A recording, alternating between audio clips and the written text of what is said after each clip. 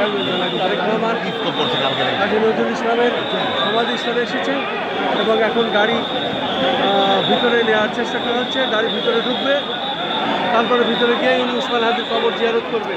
আমরা দেখতে পাচ্ছি লাখো জনতার ঢল।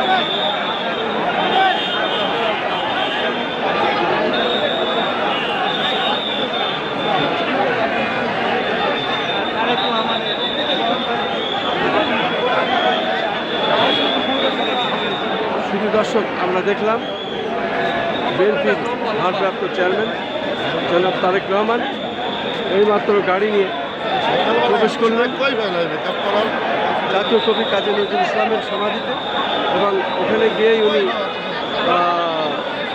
উসমান হাদির কবর জিয়ারত করবেন।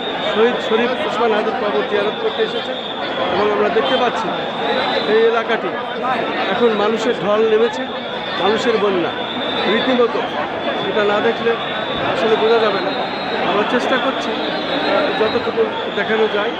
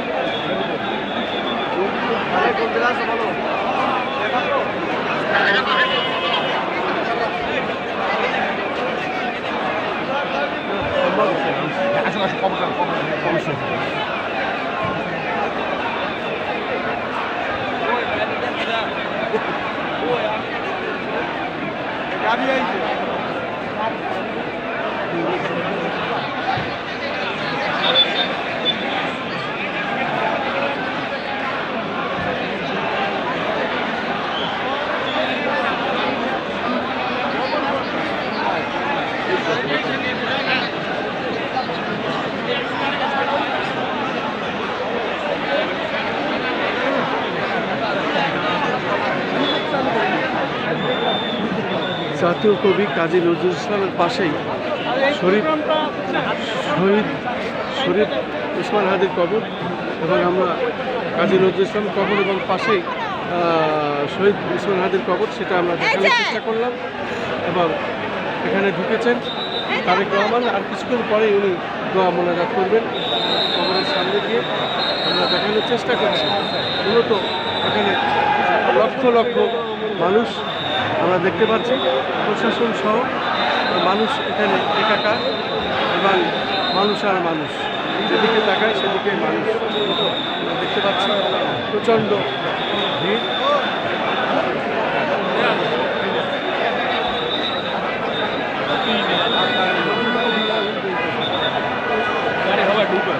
যেহেতু ভিতরে ঢুকেছেন জনাব তারেক রহমান এবং আর কিছুক্ষণ পরই উনি দোয়া মোনাজাত করবেন শহীদ শরীফ উসমান হাদির কবর এবং জাতীয় কবি কাজী নজরুল ইসলামের কবর। যেহেতু জাতীয় কবি কাজী নজরুল ইসলামের কবরের পাশেই শহীদ উসমান হাদির কবর দেওয়া হয়েছে, সেই ভিতরে জন্য উনি এসেছেন।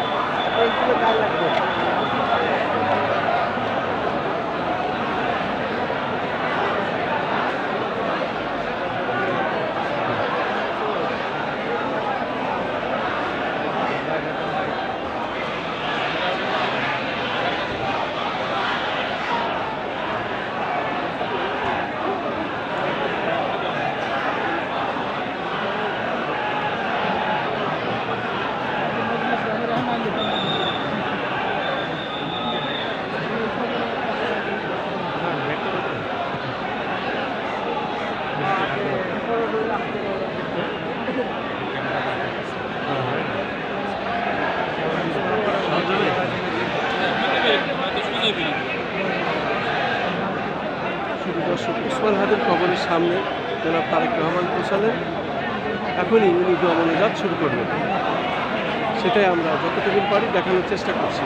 আমরা যেহেতু এখানে লক্ষ লক্ষ মানুষের ভিড়, এর ভিতরে যতটুকু দেখানো যায় ধারাবাহিকভাবে সেটাই আমরা প্রচার করে যাচ্ছি।